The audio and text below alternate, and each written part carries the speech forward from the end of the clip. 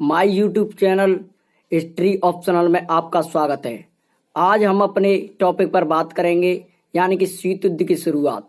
शीत युद्ध की शुरुआत कब से हुई और क्यों हुई और यह होना क्यों जरूरी था? क्योंकि द्वितीय विश्व युद्ध 1939 से 1945 के मध्य हुआ था, जिसमें मित्र राष्ट्र जापान, रूस और चीन आते थे और धुरी राष्ट्र JJI यानी कि जापान, जर्मनी और इटली आदि देश थे और इनमें मतभेद की लड़ाई चल रही थी। और इसी दौर में शीत युद्ध की एक महत्वपूर्ण भूमिका निभाई गई।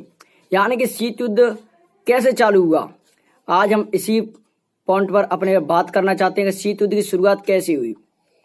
तो शीत युद्ध की शुरुआत ऐसे हुई क्योंकि पूंजीवादी और साम्यवादी, पूंजीवादी में अमेरिका था और जबकि साम्यवादी में रूस था।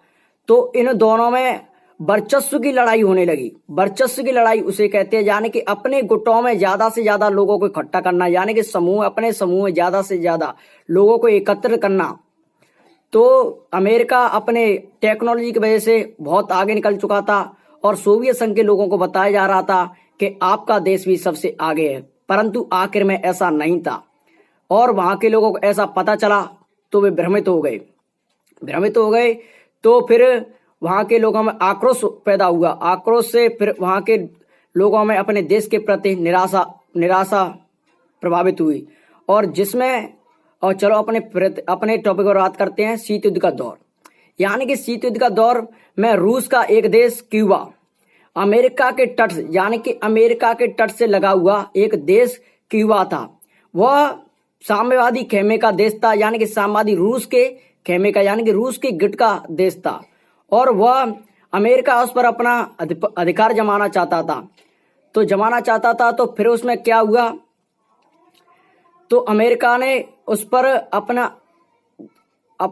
अधिकार जमाना चाहा। और फिर अब ये रूस को बात से पता चल गई कि अमेरिका जो है हमारे देश पर आक्रमण करना चाहता है और उसको घेरना चाहता है, अपने गुट में शामिल करना चाहता है। तो फिर रूस ने उस पर जहाजी बेड़ों से कार्रवाई की तो फिर यह कार्रवाई की अमेरिका को 8 हफ्ते बाद पता चला। तो उस वक्त अमेरिका के राष्ट्रपति फिदेल कास्त्रो ने कहा कि अपने जहाजी बेड़ों को आगे बढ़ाया जाए और रूस के तरफ से आने वाले जहाजों को रोका जाए।